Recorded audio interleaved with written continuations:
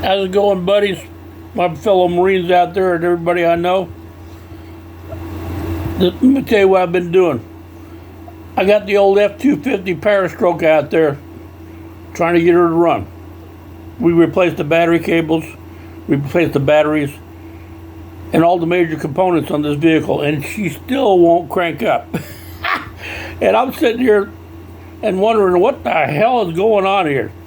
Well, in a diesel engine, and this is a 1995 model, they just introduced the thing called the OBO1. Now they're integrated into computers with these damn diesels, and that is the stupidest thing I've ever thought of. I've got a 1975 Mercedes-Benz out there in the backyard called Christine. She doesn't rely on all this electronic gizmo shit, and my 47-year-old Mercedes-Benz 240D is smoking this f250 1995 because she doesn't rely on computers. The problem with vehicles nowadays, there's too much junk on the engine. You know, I'm not a diesel mechanic. I mean, I'm an Amtrak operator. I used to be, but the problem is they have integrated the computer with the engine. Now, besides dealing with the engine problems, now you got to deal with the computer problems. You know, and that's ridiculous. So I got the 1995 sitting out there deader than a doornail, and I've replaced just about every major component on that vehicle. I've replaced the batteries, I've replaced the oil pressure, all these damn parts. And I remember one thing they taught me in the Marine Corps: KISS. Keep it simple, stupid. Well, to my Marine Corps buddies out there, I got this truck out of the junkyard. It's an f250 7.3 diesel. It's a challenge. You know, getting parts for it is not hard. But the problem is we integrated the computer with the engine. Now, if we eliminated the computer from the engine, okay, this is what the problem is. I've replaced fuses, I've done this, I've done that, I've done a whole lot of shit. Let me tell you what I think the problem is. Okay, the mechanical fuel pump in my F250 is working fine. I bypassed the computer today. I took a screwdriver and she cranked up just fine. And the fuel bowl filled up. However, since it's a 30-year-old truck, we probably got a wiring harness problem somewhere in that vehicle. So what I'm thinking about doing is, to alleviate all the problems between the computer and the truck, is get a new wiring harness on the truck. Okay, that's something that's in the works. The other thing I did today, I double-checked the mechanical fuel pump. So once again, I bypassed the computer. I took a screwdriver, and this doesn't work the computer, this is just the engine. See, if you're working on a diesel engine, from my experience, is before they put the electronics and all the garbage on it, just see if the engine is doing what its basic thing is: the starter, alternator, fuel, water pump, fuel pump. The F250 has two fuel pumps, believe it or not, especially the 1995 model. I found out I just got a mechanical fuel pump. Okay, and I checked it today, and she's working like a champ. But we got a problem between the fuel getting to the injectors to fire my bad baby up, and that's where I'm having my issues right now. So I'm thinking, okay, common sense. What pumps fuel into the injectors? The injector fuel pump. So I'm troubleshooting that. Other things I'm doing is checking all the wiring, the fuses. It's an ongoing battle. I just want to get it running again because we're moving in the wintertime, and I don't want my bad boy out there. I call him Big Daddy, by the way. That's my nickname for my F250 7.3 1995.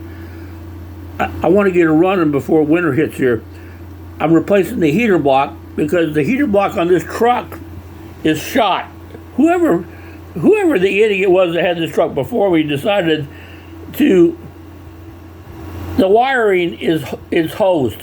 I pulled the part off there. I looked at it, and what I'm thinking probably what happened while I'm having all my problems is there was a bare wire on that heater block, which was in turn, when I was driving the vehicle, it was arcing out on the firewall somewhere, and it shorted out my PCM, which is kind of a computer thing, which I don't know a whole lot, but getting past the computer and working on these older diesel pickup trucks, and you got to realize this is a 1995. They used to use this thing called the OB01.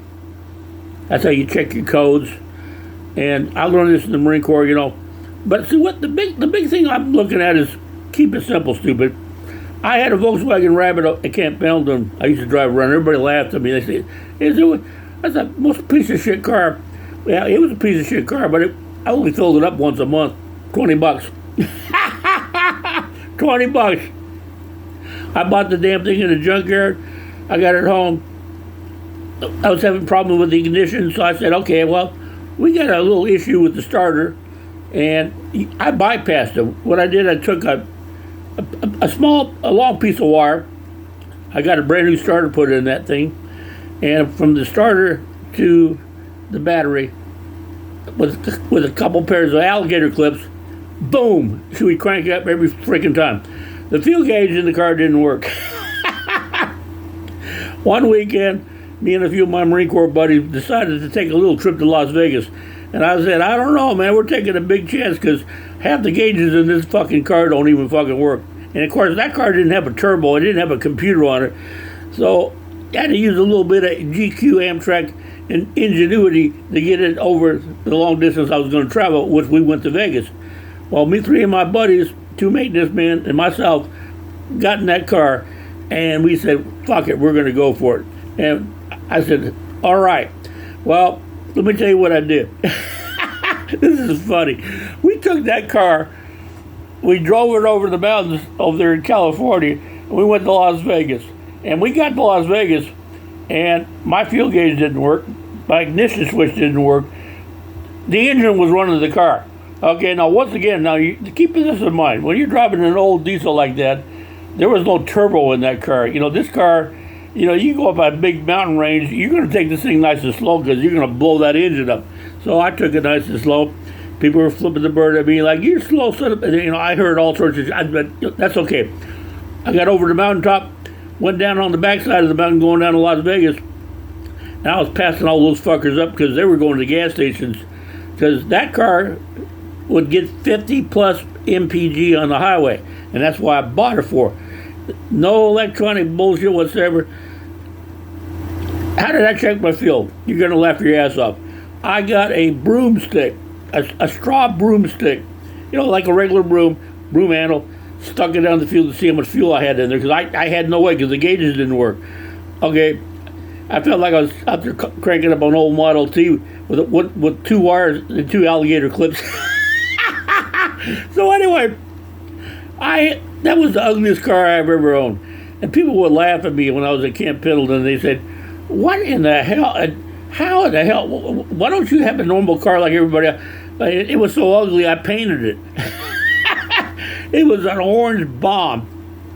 But the orange bomb, let me tell you about the orange bomb. I had a nickname, I can't even remember the nickname for this car, but my nickname was the orange bomb. She didn't have too much rust on her, but once I cranked her up with that new starter in there, that car would run frickin' forever. And I could just, you know, it was a 4-speed, and I drove that to Vegas. And I remember going back, I said, I wonder if I got enough fuel to get back to Camp Pendleton, because we were on a little weekend. We had a 72 that weekend, and the guys that were in the car with me were a couple 2141s, good damn Amtrak mechanics. And we didn't have a problem. We took turns driving the car. We drove it from Camp Pendleton all the way to Las Vegas. Got there, you know, I wasn't going to go gambling because I was more concerned about me in the car getting there with my buddies. We got there, and I decided, I might want to check the fuel because, you know, we traveled a little bit of a ways. I can't remember how many miles it was, but that car didn't miss a step. Yeah, we had a little bit of... Now, she was pretty slow going up the mountains of California and going... But once we got on top of the hill, we were passing all these fuckers up. They were all stopped in gas stations, and I was flipping them all the bird because my old rabbit was just running like a damn. She was running like a champ. So I guess what I'm getting at here, what my conclusion of all this conversation is, new ain't always better. Now look, I have a little hobby. I like taking these old cars and restoring them back to their original condition. Let me tell you what I got. I got an F-150 out there. She's running on computers. What a fucking headache. But she's running pretty good. She's got about 100,000 miles on it for a 2002. That's my main truck I drive around. My Mercedes-Benz, that's an awesome car there. She doesn't rely on any electronic shit whatsoever.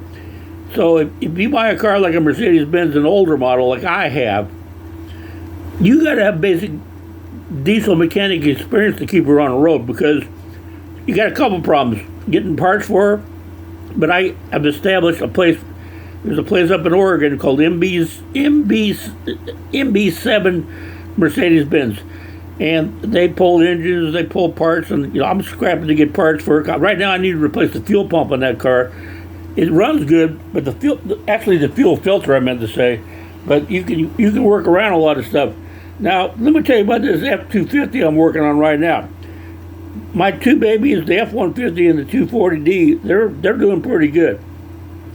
They're running like champs. But the problem I'm having with the F-250, I've got to integrate the computer with the car. And, going through the computer and the parts, and, oh, my God, what a freaking headache.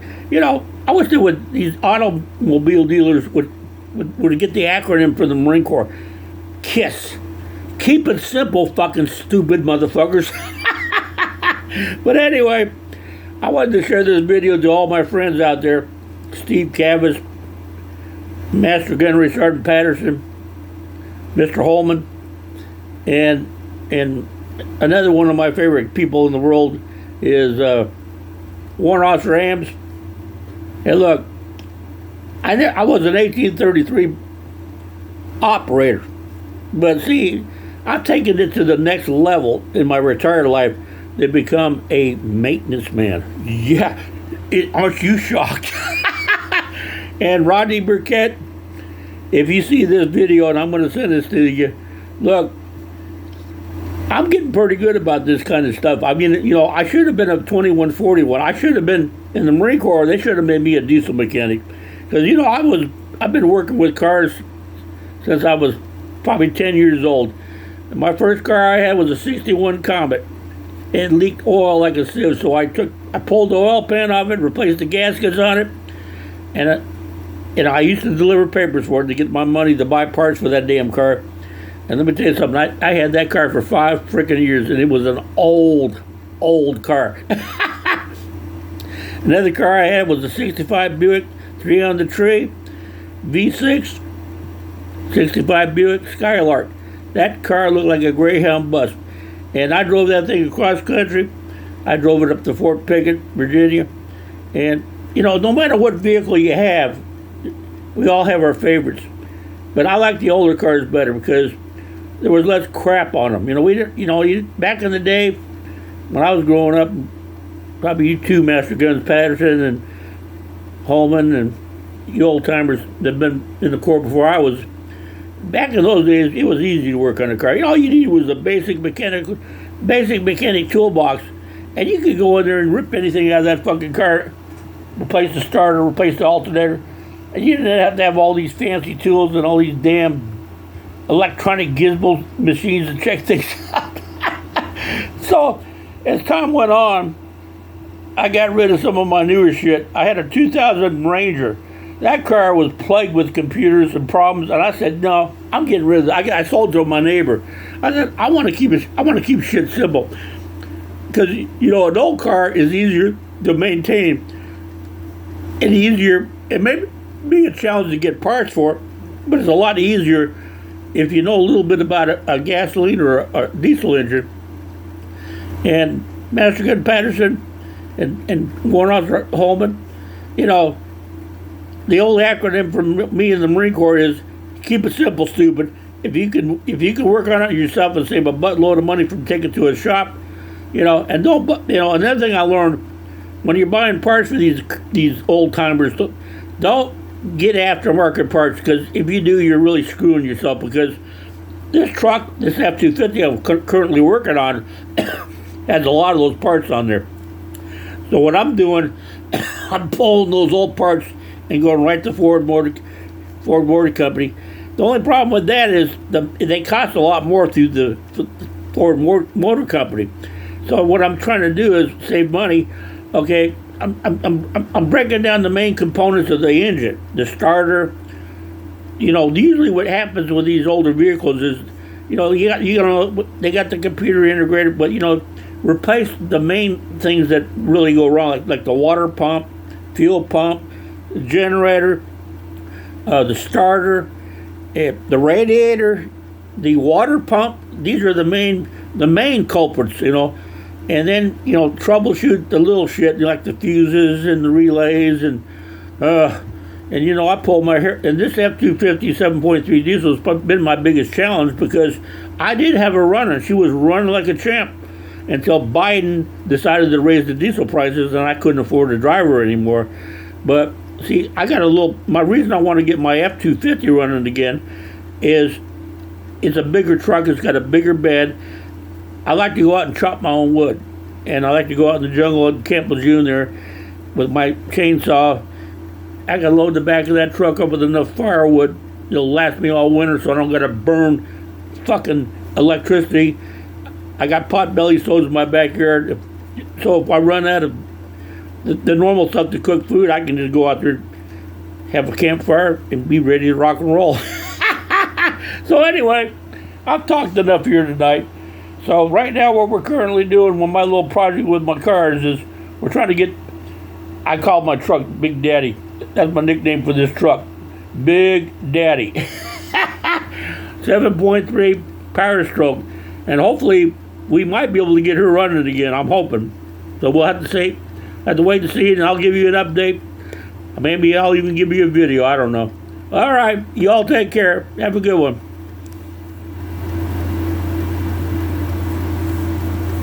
What the hell's going on here?